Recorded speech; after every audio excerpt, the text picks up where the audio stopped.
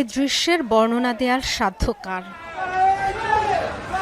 নৃশংসতা, নির্মমতা, বর্বরতা, কোনো শব্দই কি জুৎসই? সিনেমার দৃশ্য নয়, আর্টিফিশিয়াল ইন্টেলিজেন্সের ব্যবহারও নয়, বিস্ফোরণে বিধ্বস্ত ভবনের ওপর কালো ধোঁয়া, তারই মাঝে খেয়াল করলে চোখে পড়বে উড়ন্ত মানবদেহ, বোমার আঘাতে ক্ষতবিক্ষত ছিন্ন ভিন্ন মানবদেহ। যুক্তরাষ্ট্রের দেয়া মিসাইল ব্যবহার করেছিল ইসরায়েল। বাস্তুচ্যুতদের আশ্রয়স্থলে ছোড়া হয়েছিল সেই বিধ্বংসী ক্ষেপণাস্ত্র। এতটাই তীব্র এর বিস্ফোরণ, যার প্রভাবে এমন বিভৎসতা। স্থানীয় সাংবাদিকের ক্যামেরায় ধরা পড়া এই দৃশ্য ভাইরাল সামাজিক যোগাযোগ মাধ্যমে।